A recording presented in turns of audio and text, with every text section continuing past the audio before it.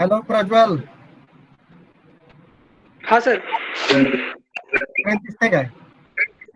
हो सर, दिसते स्क्रीन. आवाज येतोय ना? सर ब्रेक होतोय आवाज थोडा. ब्रेक होतोय. आता येतोय का? हो सर, येतो. काय दिसतंय? पॅनक्रियास दिसते ना? हो सर. पॅनक्रियाची काय हिस्टॉलॉजी आहे? Pancreas comprises both exocrine and endocrine. Exocrine tissue म्हणजे कोणता हो? acini or follicle. Endocrine tissue म्हणजे islets of Langerhans. समजलं काय सांगितलंय? हॅलो प्रज्वल, हॅलो प्रज्वल, ऐकू येते का?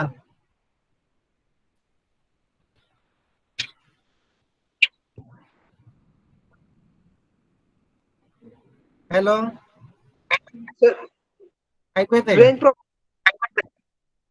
ऐकू येते?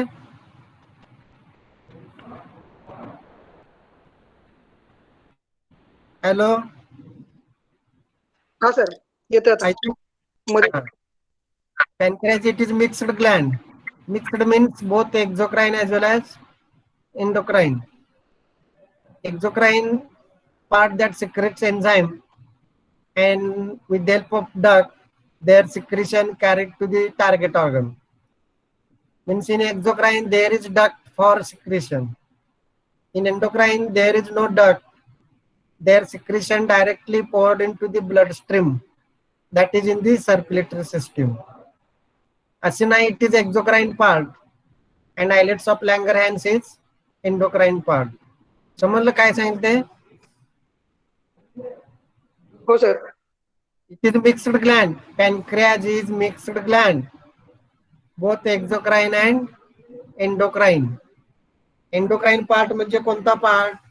तर islets of Langerhans. Islets काय आहेत? तर ग्रुप ऑफ सेल्स आहेत. It is discovered by scientist Langerhans. Langerhans have observed the group of cells under microscope. It looks like islets, and hence it is called islets of Langerhans. The islets of Langerhans ची origin काय? तर islets of Langerhans which arise from endodermal lining of embryonic foregut. म्हणजे islets of Langerhans कुठून तयार होतात? तर foregut पासून. Endodermal lining of embryonic foregut. From endodermal lining of foregut, islets of Langerhans arises. And islets of Langerhans is the endocrinal part, means that secretes hormones, and their secretion is directly carried into the bloodstream. Their distribution म्हणजे endocrine part जो आपण islets of Langerhans म्हणतो त्याचं distribution and arrangement however varies in different adults. Means it shows variation in distribution and arrangement.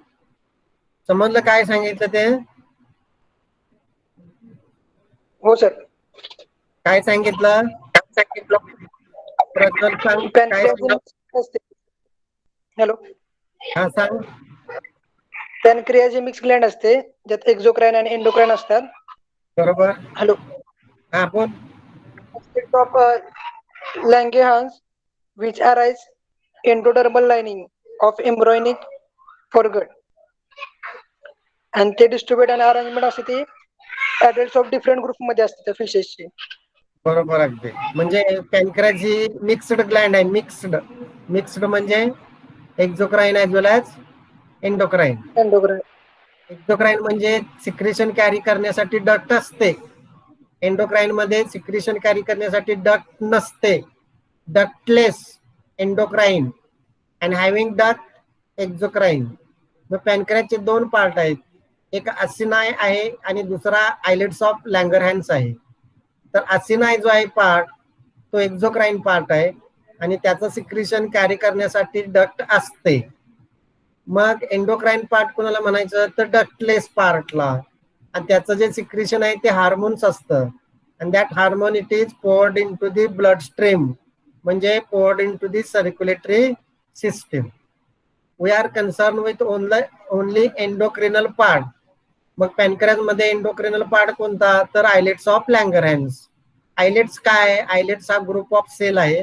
लँगरहॅन्स या सायंटिस्टने microscope खाली पाहिला, त्यांना बेटा सारखा दिसला आणि म्हणून आयलेट्स म्हटलं आणि त्यांचं नाव दिलं. अशा अर्थाने या शब्दाचे ओरिजिन झालेले आहे, आयलेट्स ऑफ लँगरहॅन्स. आता याचे ओरिजिन काय तर it originates from endodermal lining of embryonic foregut. Embryonic foregut पासून या आयलेट्स ऑफ लँगरहॅन्सची ओरिजिन होत असते. आता याचं डिस्ट्रीब्युशन असेल, याची अरेंजमेंट असेल, ही व्हेरिएबल असते, varies in different groups of fishes. इथं तुम्हाला या ज्या सेल्स दिसतात, या सेल्स त्याला आयलेट्स ऑफ लँगरहॅन्स म्हणतात. आयलेट्स ऑफ लँगरहॅन्स इथं दिसतात का सेल? प्रज्वल, हॅलो. हो सर दिसते. हा, हो सर. याला आयलेट्स ऑफ लँगरहॅन्स म्हणतात. नेक्स्ट पॉइंट काय? In lamprey. लॅम्प्री म्हणजे कोण हो सांगा? Petromyzon. In lamprey islets aggregate to form small masses in liver and intestinal wall. म्हणजे हा जो एंडोक्राईन पार्ट आहे आयलेट्स ऑफ लँगरहॅन्सचा, हा काय फक्त पॅनक्रियाज मध्ये असतो का? नाही. तर लॅम्प्री मध्ये हे जे आयलेट्स आहेत ते ऍग्रिगेट फॉर्म मध्ये असतात. Aggregate to form small masses. कुठं तर in liver and in intestinal wall.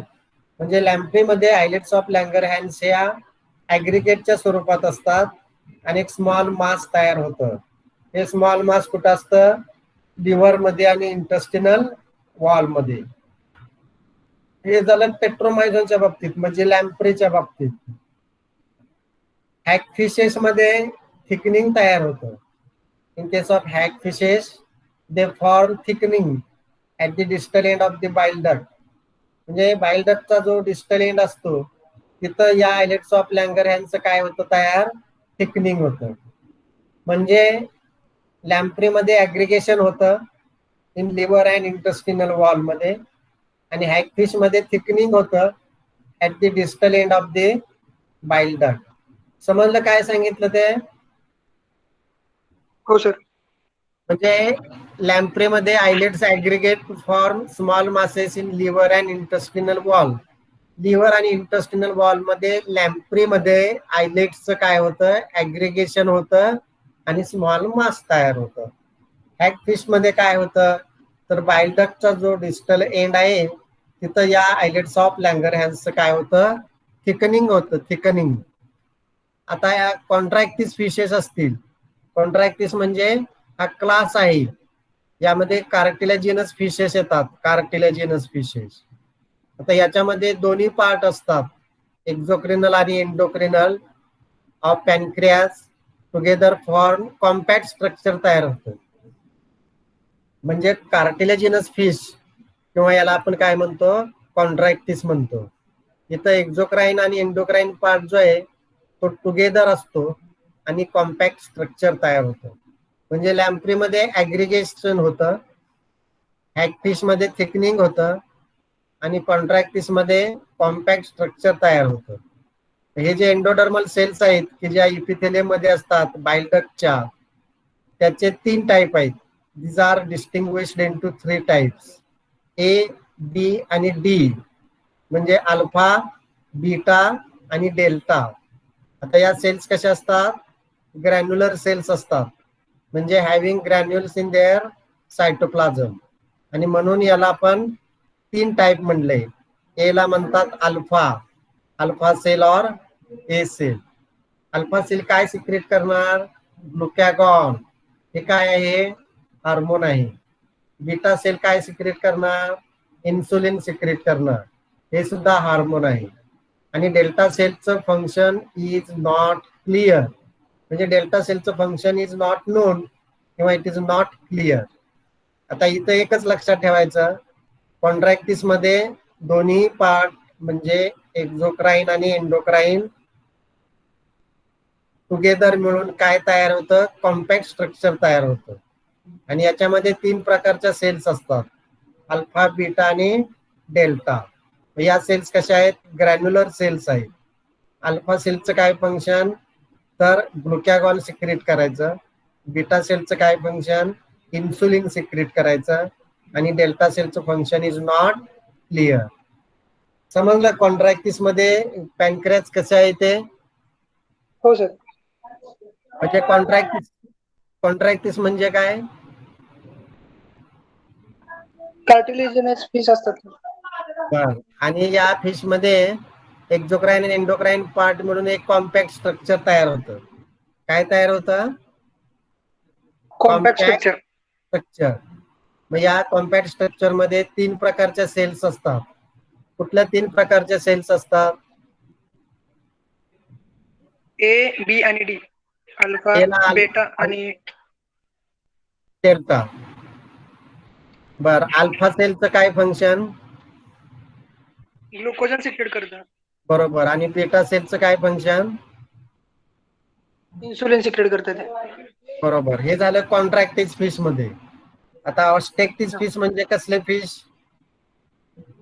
Bony fishes, बरोबर का? हॅलो. Yes, sir. ऑस्टेक्टिस म्हणजे बोनी फिशेस, कॉन्ट्रॅक्टिस म्हणजे कार्टिलेजिनस फिशेस. तर ऑस्टेक्टिस मध्ये पॅनक्रियाज कसं असते? ऑस्टेक्टिस मध्ये कॉम्पॅक्ट आणि डिफ्युज्ड दोन्ही स्वरूपात असतं. कॉन्ट्रॅक्टिस मध्ये फक्त कॉम्पॅक्ट मध्ये आहे. In Osteichthyes pancreas is generally compact as well as diffused. Compact किंवा डिफ्युज्ड दोन्ही स्वरूपामध्ये islets of Langerhans present in Osteichthyes. Now it occurs in small patches. Small patches तयार होतात. आणि याचं जे डिस्ट्रीब्युशन आहे ते थ्रू आउट बॉडी कॅव्हिटी असते, as in Acipenser and Amia. या 2 फिश मध्ये बॉडी कॅव्हिटी मध्ये त्याचं डिस्ट्रीब्युशन झालेलं असते. म्हणजे पॅनक्रियाज कुठं असते? पॅनक्रियाज मध्ये आपल्याला आयलेट्स ऑफ लँगरहॅन्स दिसतात. या कुठं कुठं असतात? तर लिव्हर मध्ये असतात, इंटेस्टिनल वॉल मध्ये असतात, किंवा बाईल डक्ट मध्ये असतात, किंवा कुठं असतात? बॉडी कॅव्हिटी मध्ये सुद्धा असतात. म्हणजे in ऑस्टेक्टिस pancreas is generally compact as well as diffuse structure. It occurs in the form of small patches. Small patches स्वरूपात असतात आणि distributed throughout body cavity as in acipensar and amia. Among teleost, islets may occur separately or in association with exocrinal part. म्हणजे टेलिओस्ट मध्ये islets एकतर separate असतील किंवा exocrine आणि endocrine दोन्ही पार्ट मिळून एकत्र सुद्धा असू शकतो. हे टेलिओस्ट मध्ये झालं. समजलं काय सांगितलं ते? हो सर. आता सिप्रेनस मृगाला सेल किंवा लेबिवस या 2 स्पेसिस मध्ये islets are separately found in wall of alimentary canal, mesenteries and bile duct. म्हणजे एलिमेंटरी कॅनाल मध्ये, मिसेंट्रीज मध्ये आणि बाईल डक्ट मध्ये हे आयलेट्स ऑफ लँगरहॅन्स कसे असतात? सेपरेटली असतात. म्हणजे separately islets of Langerhans found in wall of alimentary canal, mesenteries and in bile duct. In Cyprinus mrigal and labio species. The islets are separately found in the wall of alimentary canal, mesenteries आणि bile duct. म्हणजे bile duct, मेसेंट्रीज आणि alimentary canal याच्यामध्ये सिप्रेनस, मृगल आणि लेबिओ spaces मध्ये islets कसे असतात, separate असतात. पॅनक्रियास as a definite compact structure lies between liver lobes of large number of fishes. उदाहरणार्थ क्लॅरियस. क्लॅरियस मध्ये आयलेट्स ऑफ लँगरहॅन्स कसे असतात, कॉम्पॅक्ट असतात. डेफिनाइट स्ट्रक्चर तयार होतं कुठं, between the liver lobes of large number of fishes like Clarias. Pancreatic islets in teleost. Teleost मध्ये 3 प्रकारच्या सेल्स असतात, distinguished into usual 3 types of cells. म्हणजे अल्फा, बीटा आणि काय, डेल्टा किंवा डी सेल्स. पुन्हा याचं फंक्शन कसं असतं, alpha cell secrete glucagon, alpha cell secrete glucagon, beta cell secrete insulin आणि डेल्टा सेल त्याचं फंक्शन आपल्याला माहित नाही. तर पॅनक्रियास पासून 2 हार्मोन सिक्रेट होतात, एक म्हणजे इन्सुलिन अँड ग्लुकॅगॉन. त्याचं नेचर कसं असतं, पेप्टायडल इन नेचर आणि रोल काय आहे, कार्बोहायड्रेट मेटाबॉलिझम. समजलं काय सांगितलं ते? हो सर. आता मला सांगा, पॅनक्रियास एक्झोक्राईन ग्लँड आहे का एंडोक्राईन ग्लँड आहे?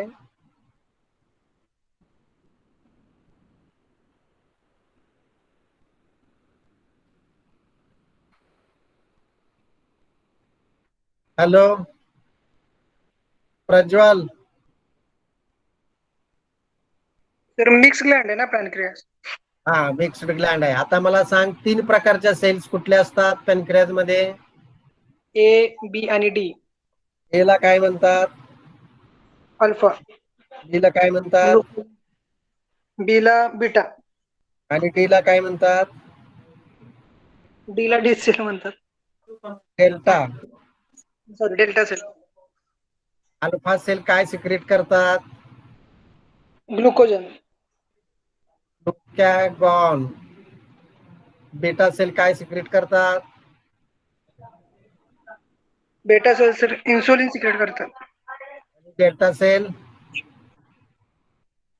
बेटा सेल इन्सुलिन सिक्रेट करतात. डेल्टा सेल काय सिक्रेट करतात, डेल्टा काय फंक्शन नाही करत सर. बर. आता हार्मोनची नावं सांगा, 2 कोणते हार्मोन सिक्रेट होतात? इन्सुलिन आणि ग्लायकागॉन. त्याचं नेचर कसं असतं पेप्टाइड. आणि रोल काय या हार्मोनचा, regulation of carbonate metabolism. Carbohydrate metabolism. समजलं काय सांगितलं ते? हो सर. आता नेक्स्ट ग्लँड कोणते, कार्पस्कल्स ऑफ स्टॅनियस. स्टॅनियस हे सायंटिस्टचं नाव आहे, समजलं? स्टॅनियस काय आहे, सायंटिस्टचं नाव आहे. Corpuscles of Stannius were first discovered by Stannius in 1839. 1839 मध्ये या कार्पस्कल्स ऑफ स्टॅनियसचा शोध लागलेला आहे. कार्पस्कल्स म्हणजे आपण काय म्हणतो, रेड ब्लड कार्पस्कल्स किंवा व्हाईट ब्लड कार्पस्कल्स. स्टॅनियस या सायंटिस्टला ही जे एंडोक्राईन ग्लँड आहे ते कार्पस्कल्स सारखे दिसले आणि म्हणून त्याला नाव काय दिलं, कार्पस्कल्स ऑफ स्टॅनियस. स्टॅनियस या सायंटिस्टने या कार्पस्कलचा शोध कधी लावला, 1839. समजलं काय सांगितलं ते? हॅलो. हो सर. हो सर.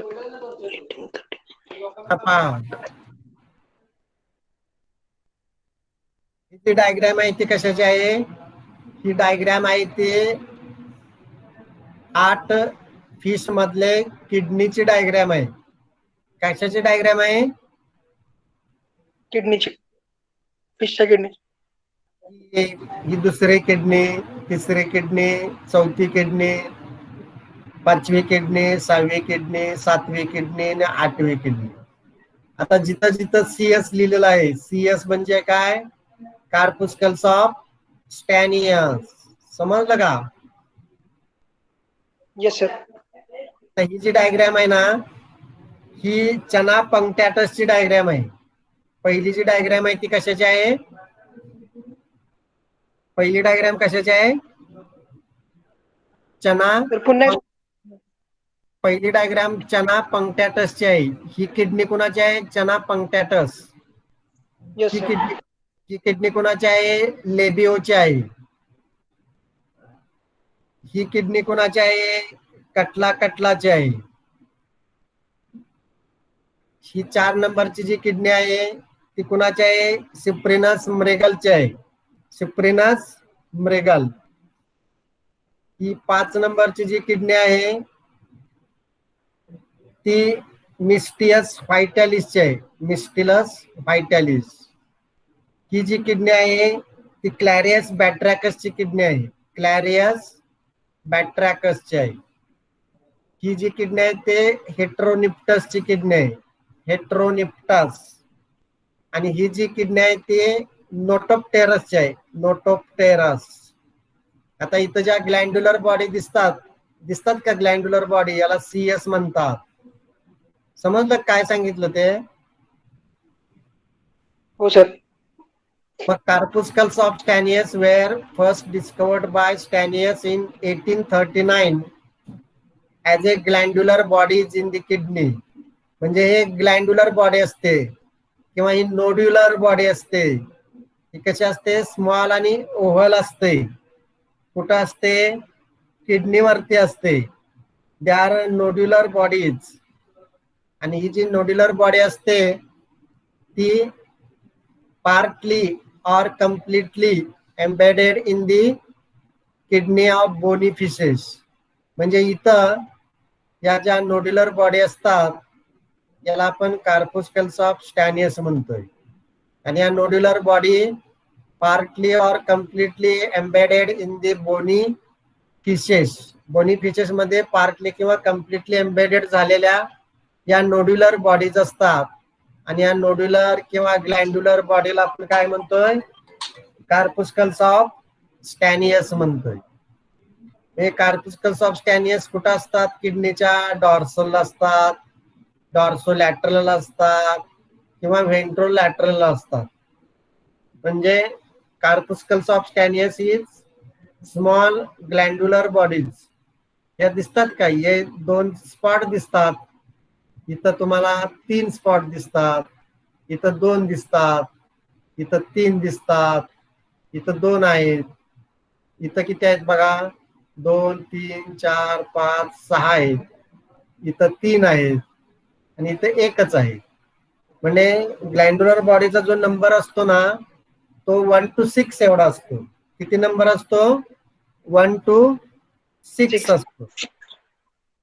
मग कुठं असतात? तर किडनीवरती असतात. पार्टली किंवा completely embedded in the kidney. मग डॉर्सल असतील, डॉर्सोलॅटरल असतील किंवा व्हेंट्रल असतील. या ग्लँड्युलर बॉडी आहेत. ओव्हल किंवा राउंडेड असतात. ओव्हल किंवा राउंडेड असतात. म्हणजे शेप कसा असतो? ओव्हल किंवा राउंडेड. आणि त्याचा नंबर कसा असतो? व्हेरिएबल असतो. म्हणजे 1 to 6 their number it is variable. Number varies from species to species. Glandular body either 1 or 2 or 3 or 4 or 5 or 6 means number it is variable. Number varies in different species. Actually या ज्या glandular body असतात त्या किडनीच्या पोस्टेरियरला असतात. Situated in the posterior portion of kidney and it is believed to be an endocrine gland. आणि याला काय म्हटलेलं आहे? एंडोक्राइन ग्लँड म्हटलेलं आहे. Embryonically corpuscles of Stannius originates from pronephric और मेसोनेफ्रिक डक्ट. किडनीमध्ये जे प्रोनेफ्रिक किंवा मेसोनेफ्रिक डक्ट असते त्याच्यापासून या कार्पुस्कल्स ऑफ स्टॅनियसची काय होत असते? ओरिजिन होत असते. म्हणजे corpuscles of Stannius originates from प्रोनेप्रिक और मिसोनेप्रिक डक्ट. इन सम फिशेस म्हणजे गोल्ड फिश असेल किंवा सॅल्मॉन असेल, याच्यामध्ये कार्पुस्कल्स ऑफ स्टॅनियस कसे असतात, तर फ्लॅट असतात, ओव्हल असतात, white in colour and present on peritoneal surface of the kidney. किडनीच्या पेरिटोनियल सरफेस वरती काय असतात, या कार्पुस्कल्स ऑफ स्टॅनियस, की ज्याला आपण ग्लँड्युलर बॉडी म्हणतोय किंवा नोड्युलर बॉडी म्हणतोय. समजलं काय सांगितलं ते? Yes sir. प्रज्वल सांग काय समजलं ते?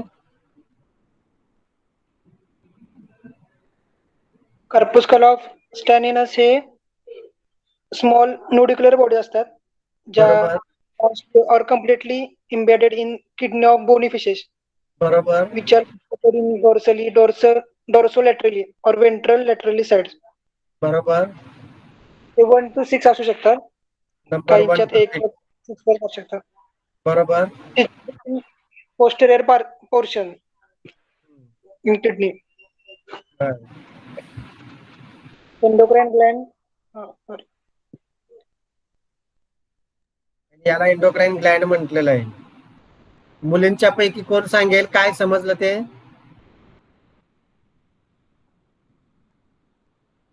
हॅलो, मुलींच्या पैकी कोण सांगते?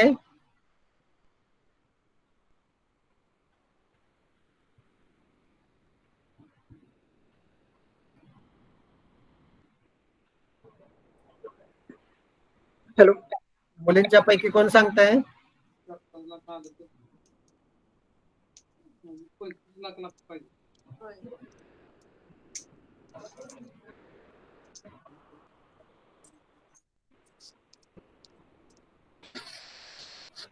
हॅलो, मुली आहेत का नाही? Yes sir. तुझं नाव सांग. निकिता. निकिता. हॅलो. हा, निकिता नाव ना? हो सर. निकिता काय समजलं सांग थोडक्यात. कॉर्प्युस्कल्स ऑफ स्टॅनियस सायंटिस्टने फर्स्ट डिस्कवर केलेत. बरोबर नॉड्युलर बॉडीज असतात. बरोबर they are embedded in the kidneys of bony fishes on its dorsal and dorsolateral and ventrolateral sides. बरोबर. त्याचा नंबर किती असतो कार्पुस्कल्स ऑफ स्टॅनियसचा?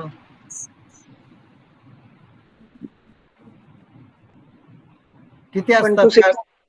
1 to 6 असतात. बरोबर. त्याला आपण एंडोक्राइन ऑर्गन म्हणतोय नाही का?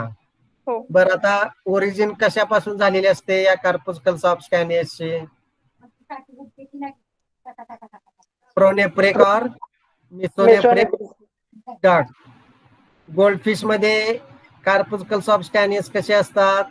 फ्लॅट, व्हाईट आणि ओव्हल असतात. कुठं असतात? On the peritoneal surface of kidney. समजला? हो.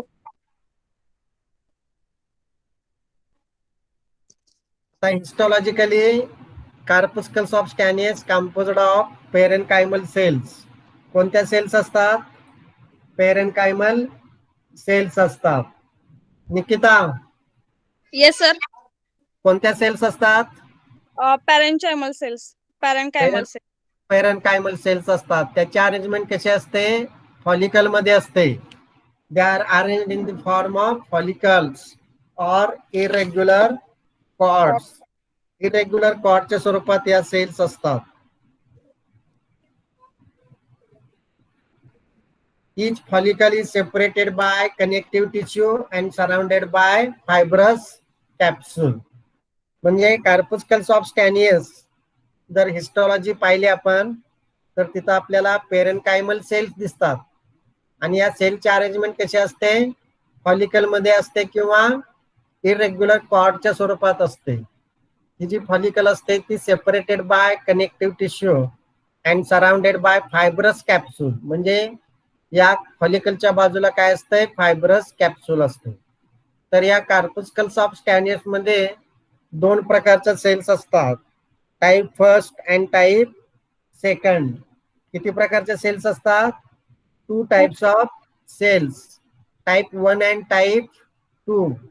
One type of cell contains large spherical granule and others contain small secretory granules. म्हणजे टाइप फर्स्ट मध्ये लार्ज स्फेरिकल ग्रॅन्युल्स असतात आणि टाइप सेकंड मध्ये स्मॉल सिक्रेटरी ग्रॅन्युल्स असतात. मग it has been suggested that corpuscles of Stannius produce two factors. म्हणजे corpuscles of Stannius पासून दोन फॅक्टर्स तयार होतात. The type first cell produce calcium regulating factor, calcium regulating factor, आणि type 2 cells produce potassium regulating factor. काय सांगितलं तर पेरेनकायमल cells असतात. या सेल पासून काय तयार होतं, फॉलिकल तयार होतं किंवा इरेग्युलर कॉर्ड्स तयार होतं. Each follicle it is separated by connective tissue and it is surrounded by fibrous capsule.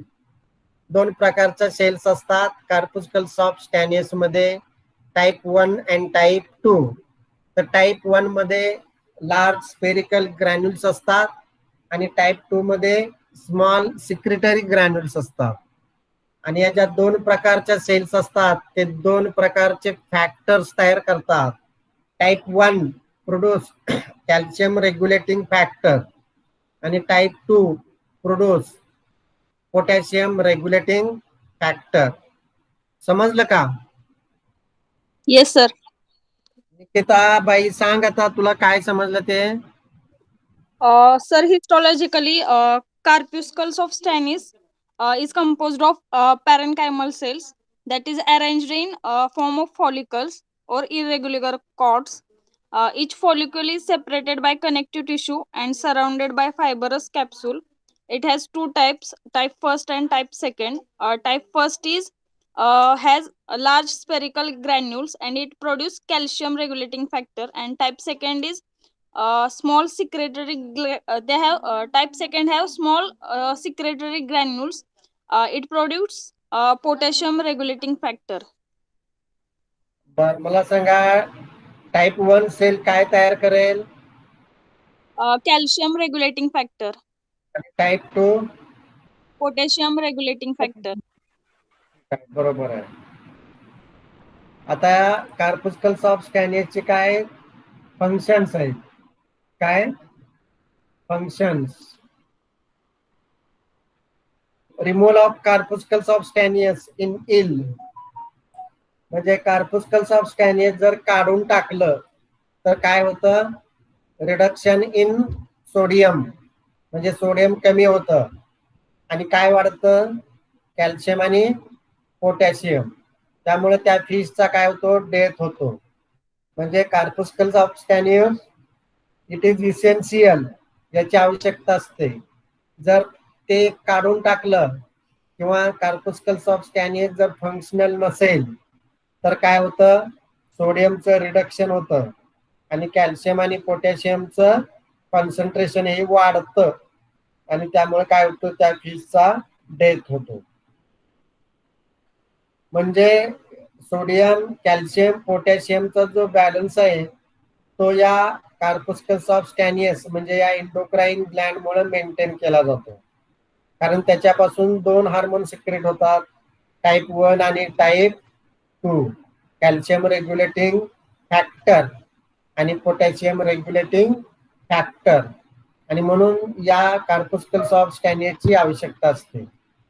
कार्पुस्कल्स of स्कॅनियस हा एंडोक्राइन पार्ट आहे, तो फिश मध्ये आवश्यक असतो.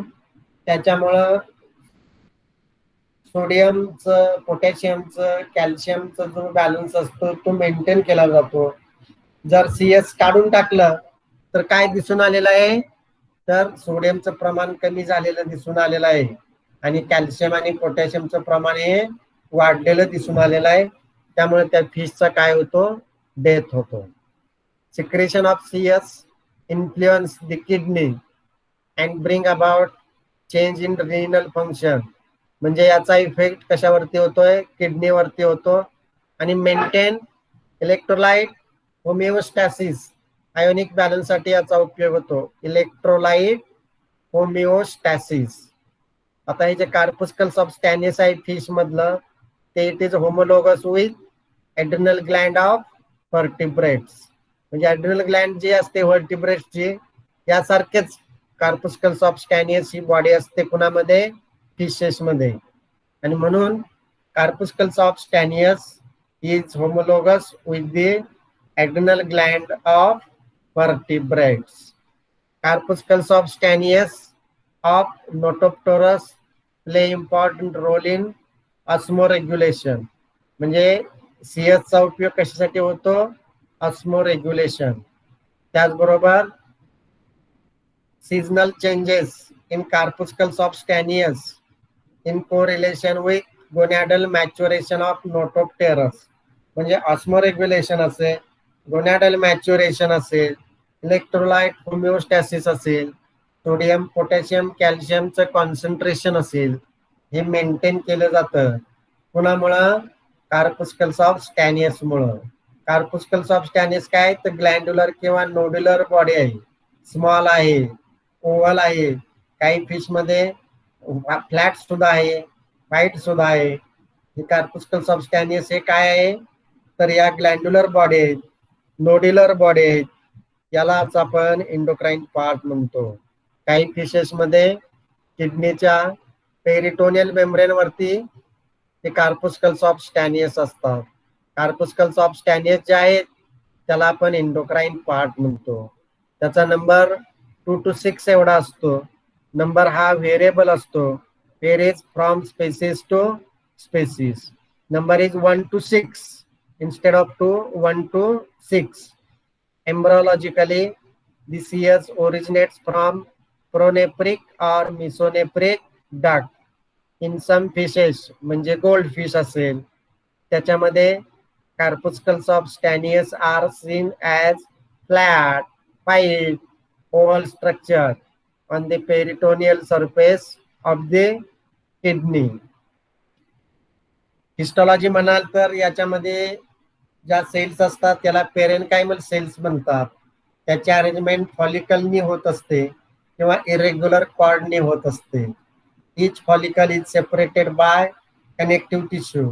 म्हणजे फॉलिकलच्या बाजूला काय कनेक्टिव्ह टिश्यू आणि सराउंडेड बाय फायब्रस कॅप्सूल. तर या पेरेनकायमल सेल्स दोन प्रकारचे असतात, टाईप 1 आणि टाईप 2. टाईप 1 मध्ये लार्ज स्पेरिकल ग्रॅन्युल्स असतात आणि टाइप 2 मध्ये contain small secretory granules. It has been suggested that CS produces 2 factors. One factor that is type 1 cell produce calcium regulating factor and type 2 cells produce factor for regulating potassium. म्हणजे type 1 मध्ये large spherical granules असतात आणि type 2 मध्ये small secretory granules असतात. म्हणजे CS produce 2 factors. The type 1 cell produce calcium regulating factor and type 2 cell produce factor that regulating potassium. Then about function. आता sodium असेल, potassium असेल किंवा कॅल्शियम असेल त्याचं रेग्युलेशन कोण करतं, corpuscle of Stannius. Secretion of CS influence the kidney. किडनीवरती effect होतो म्हणजे इलेक्ट्रोलाइट होमिओस्टॅसिस आयोनिक बॅलन्स साठी याचा उपयोग होतो. Corpuscle of Stannius is homologous to adrenal gland of vertebrates. Corpuscle of Stannius of Notopterus play an important role in osmoregulation. Osmoregulation मध्ये याचा उपयोग होतो. आणि seasonal changes in CS in correlation with gonadal maturation. समजलं काय सांगितलं ते? हो सर. दोन्ही ग्लँड समजल्या? निकिता प्रज्वल. हो सर. ठीक आहे, आता आपण थांबूया इथं. We stop here. Yes sir.